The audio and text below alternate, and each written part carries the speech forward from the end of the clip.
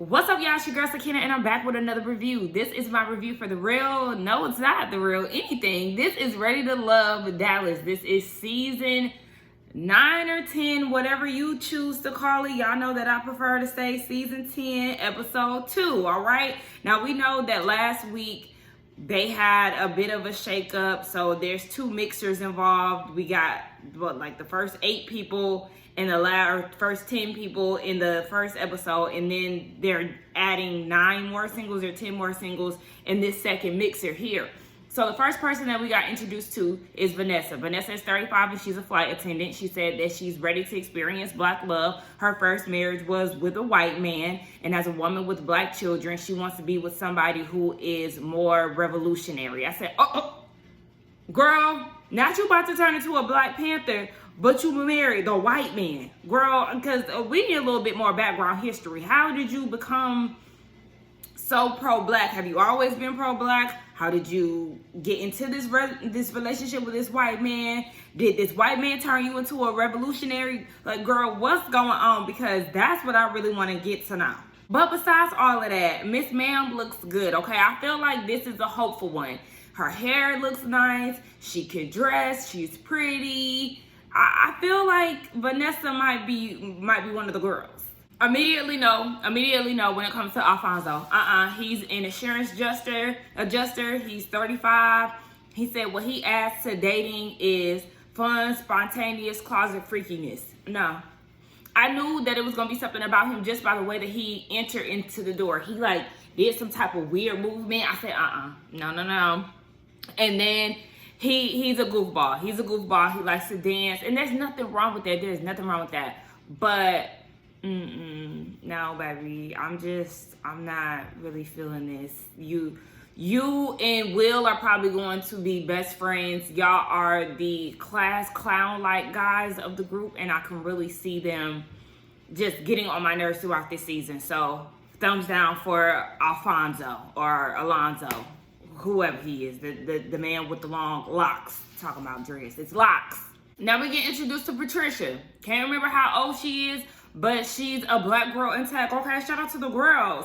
And she said she likes them, tall and whatnot. So she got her eyes on Alfonso. Girl, now, do not be fooled by the height. And let me tell y'all that don't get distracted by the physical, because you will lose, baby. Okay. You got your eyes set on him, whole time he a goof troop. The next lady we see is Maya. She's 30. She's in healthcare. I think she does IT in healthcare. She said she kissed a lot of frogs and she ready to love. I said, girl, get prepared to kiss a lot more frogs throughout this process, because the success ratio, it's not there. It's not there when it comes down to ready to love. But more power to you, sis. And we also see a guy named Chet. He's 37. We really didn't know too much about him. But, the singles are coming in. And I feel like this is why they should have not eliminated anybody in the first round. And I do agree with who that was in my comments. I forgot who it was, but shout out to you. They were saying that they don't agree with people getting eliminated on the first episode. And it is because especially if you're going to bring more people in, Lil Fashionista, he could have connected with one of these ladies. Possibly. So you should just kind of steer clear until, at least the second episode. So the singles are starting to come on in, and I'm liking what I see, especially with the ladies. We have some guys who, look handsome, but, we'll just see how this goes. So we see Chet, he's 37. He's speaking to the ladies. He likes what he sees as well. We see Maya, she's 30. She does IT and healthcare. And she said that she kissed a lot of frogs to get to this point. So sis is ready to love. I said, and get prepared to kiss a lot more frogs, sis, because with Ready to Love, their success rate is at a low, okay? An all-time low, a consistent low. So, good luck. They do have some success stories, but baby, it's far in between. But look, you here. So then we see, what's her name? I don't know what her name is, but hold on. Laylin, we see her. She's 40. She's a beautiful woman. Sis carries around an intentional list because she wants to attract the good. So she carries around a list in which she wants for her partner that includes him washing her hair, him being spiritual, fresh breath, all these things. Okay, we're going to see how this list pan out for you, sis. And I'm not trying to downplay your list. I just want to see how that works in this setting of Ready to Love. All right, y'all. Now, we got another Nigerian. So we're going to steer clear. But Jonathan is 36. And he is a recycle center owner. He is ready to love because he's been down this road before. We see him connecting with Laylin, the lady I was just speaking about. We learned that she is from Sierra Leone. So we got a Nigerian and Miss Sierra Leone here. Listen, I'm going to try to give Jonathan a clean slate because he seems like a nice guy. But we're just going to keep our eye out on his movements, his behaviors, you know, all of that, as we should with everybody. But we know how this goes, okay? Remember Chris from last season. Okay?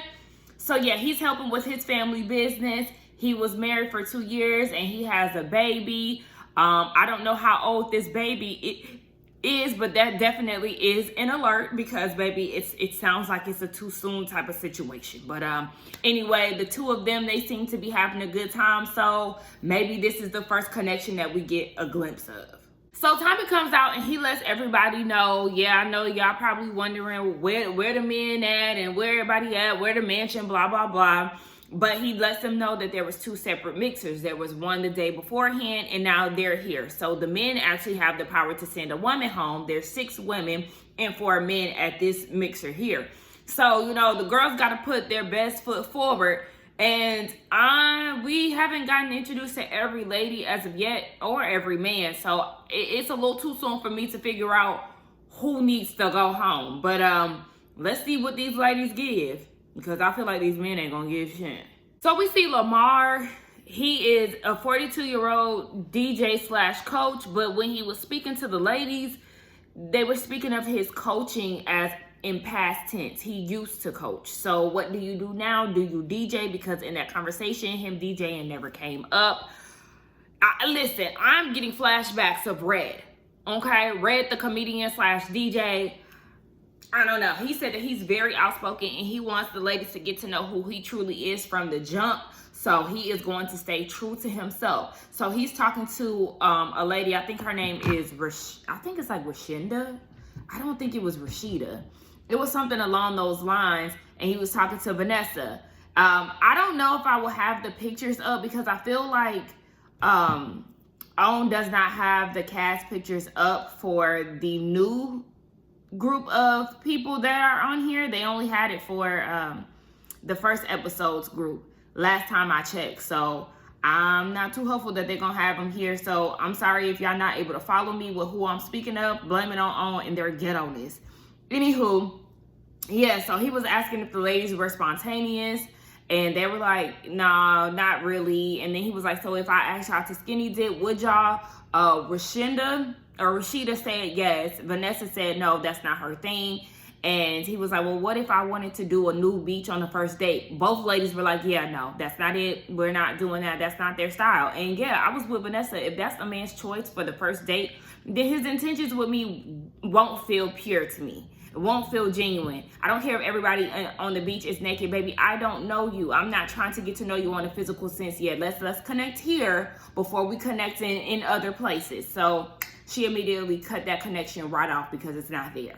All right, so we see that Jonathan is having a conversation with Maya. He said that she was the one to catch his eye the most. She's sexy. She's blah, blah, blah. And I was like, does he have a thing for women with bustier chest? Because I noticed that he did speak to Laylin. I think that's her name. I forgot her name already. He said he was going to call her Lala. I noticed that he had a conversation with her and she was a bit more bustier. And then Maya, she's bustier as well. So maybe that's just a thing, you know? People have their preference and that just is what it is. But the talk that they had was really nice. We learned more about Jonathan and his marriage. He said that they divorced because of communication. Now, hopefully he's being truthful because, you know, some men don't like to admit their wrongdoings and it's not always going to be just on the man. Sometimes it's on the woman as well. But he did say that it was a communication issue. They knew each other for about 10 years or so. And, you know, they had a lot of fun. But when it came down to marriage, it just didn't work. And so she's looking for a partner that she wants to have fun with, because she doesn't want just a strict relationship. And I think that that's a good balance to have. It's structure and enjoyment at the same time. Those two things are very important in a relationship, and that's what she wants. And he said that when it comes down to courting women, he learned that because she wants to be courted. He said that he learned how to court women through TV. Martin, Fresh Prince of Bel-Air, you know, those type of things. And it does kind of make me wonder how his family dynamic is. I know he is a part of his family business, but does he have a close relationship with his dad, if his dad is still around?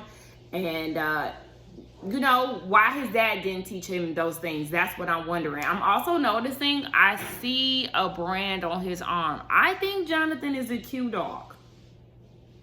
That's just something to note as well. But let's keep watching. I'm starting to feel like he might be one of those guys who is a hot commodity amongst the group, because he is a nice looking guy. He does seem to have good conversation. So I feel like he might be one of those guys that are in the ladies' top choices a lot. And I do see the connection between him and Maya. So we got two potentials with Jonathan here. So Chet, the light-skinned guy with the little curls, he's having a conversation with Rashinda, that's her name, Vanessa, and Patrice. Patrice is the woman with the blonde twist. I think they're twist, and she has a shaved side and a lot of piercings. Yes, so we're getting to know her career path, and she owns a transportation company that drives around these celebrities in the area. And then Chet, he does I think data analytics. Why can I say analytics today? But yeah, that's what he does. And he was talking about how he used to create things and invent things when he was younger. And she was like, oh, well, I actually invented something. She invented a toy that does 200 Kegels in a minute or something, she said. And Rashinda was very taken aback by that. I was taken aback by her wig and her confessional. But, you know, yeah, sis definitely has made a lane for herself. I don't know anything about this toy. I feel like she should plug it a little more so it can get more exposure. But you know, baby steps. We know that this is Ready to Love, and a lot of people come on here to plug their businesses and their careers anyway.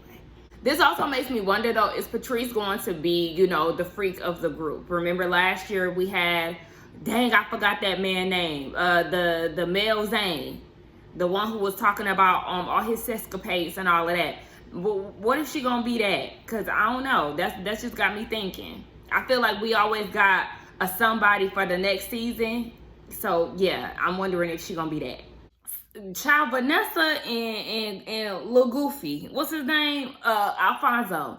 They have this small talk conversation, and baby, it was just so cringy. I mean, Maya was there too, but she felt the awkwardness and she got up, baby. I would have got out of there as soon as possible too, but yeah, it's just not a connection there between the two of them, and that is okay. So Chet and Rashina, they talked about Chet liking really feminine women. So he was attracted to her, wanted to get to know her a little bit more because, you know, she's wearing heels and he loves the color choices that she has. And she works in the beauty industry. She has a salon, and she says sometimes that's an issue with men because she, you know, uses the enhancements, the nails, the extensions. She is a very dressed up type of woman. So yeah, she said these are just enhancers, but that's a part of who she is. The only thing I would say though, that color choice that she wore in that scene, hair-wise, that blonde, it doesn't fit her. She's already a lighter skinned woman, and putting that blonde on top of her skin, it just doesn't mesh well. If she went with a darker blonde or maybe like some brown hair with blonde highlights, that would look better on her. I liked her with the throwback picture that they showed of her with the dark braids. I like that look on her more. It kind of brings out her features more. But I like the conversation that they had because they talked about Chet wanting children. We know that Rashina has 2 kids already, and we find that Chet actually had a son, but he's no longer with us. He lost his son at 6 months. And, you know, he said, imagine having a baby shower and, you know, just having all of these these things around the house because you have a baby and then you lose the baby. That was very devastating. His eyes was watering in his confessional, and he was just never eager to try that again. But he's willing to do it, once he finds love, and that's understandable. So Rashina likes the fact that he was vulnerable, and I want to see where this goes. Hopefully ain't no foolishness amongst this. Now, y'all know I'm not feeling Alonzo, okay? I'm just not. And we see him talking to Patrice, and they give me a Nick Cannon and Lisa Ray vibe. Can y'all see Nick Cannon and Lisa Ray talking to each other and being in romanticness? No. And that's what I get. He gives me a Alvin from Love Don't Cost a Thing, Nick Cannon. That's what he gives me. She likes them young. She's 42. He's 35.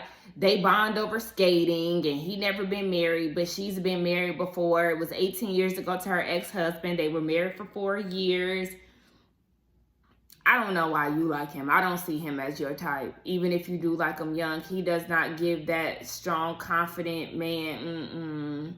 Girl, I just don't see him for you. But if you like it, go ahead. They exchange numbers, so I guess we'll see. Oh my gosh, the men. No. Now, Rashina, I seen you have a conversation with Jonathan, and you said that you were looking for a man who was a good communicator. That's fine. That's good. But you also have to give him something to work with, because the conversation that you had with Jonathan, it was very one-sided. He was the one who was pushing out the questions, trying to get to know you a little bit more. And yeah, you were responsive and you weren't dry, but you just had no questions for him. And it's okay if the connection is not there, but it's still okay to practice with people even though you don't see it. You know what I'm saying? That just helps you get more out there and let loose, especially in an experience like this where you're dating multiple people. Girl, you got to start asking the questions and having a conversation. I feel like I keep tugging on this hat. Okay, so they're getting into the game that they played on the first episode where Tommy puts a fact out there and the person has to figure out who said this fact or, this saying. And this time it's the women trying to guess what man said what Tommy read off. Now, one of the questions or one of the statements was one of the men hated women who wear long nails and long lashes and all of this, right? I'm thinking it's Lamar, the outspoken guy who wanted to go skinny dipping. It was Chaz, the one who wanted to get to know Rashina more, who works in the beauty industry. And even she was like, that's my number one guy, but that's okay. We're going to work past that. I don't know, sis. Because he was trying to make it seem, maybe he just likes women in dresses and heels and things and not necessarily, no, because he did say, if you were listening to the conversation that they had, he did say that he likes natural beauty. He did say that. So I ain't going to give him too much because he did say that. Okay. He don't like all them lashes and them nails and stuff. Everybody in the crowd here started wearing lashes and nails. So the game is over and Maya won. She was making her rounds with the guys and it gained her immunity. But it made Patricia nervous. And y'all probably like, who is Patricia? Patricia is the dark-skinned woman of the group. She had a middle part and she had like a few curls in her hair. She really played the background for the most part. We've seen certain scenes with her, but not as much as the other women. So I do feel like she is definitely in danger to get sent home. She probably is going to be the one sent home. I don't know who is going to be in the bottom. It's probably going to be her and Vanessa. Vanessa is the one with the locks, the flight attendant. So I feel like those two are going to be in the bottom because they got less screen time compared to everybody else. We learned that Alfonso has a foot fetish. He sucks them too. No, I'm not a foot person. Don't touch me. I don't like when people touch my feet. That's one of my biggest pet peeves, but he ain't for me anyway. I just want to give y'all that tidbit of information. And Vanessa and Chet, they sit down. And I was thinking, I said, this is who Chet needs to talk to when he started talking about how he likes a natural woman and things. She also is wearing makeup and things of that nature, but she is more on the natural side, and I'm really only saying that because she wears locks. That's the only thing that really sets her aside from the other ladies. But, he said that he likes her elegance and things. So she said that she has been married before, but she really wants a partner that can get down with the things that's important to her. God.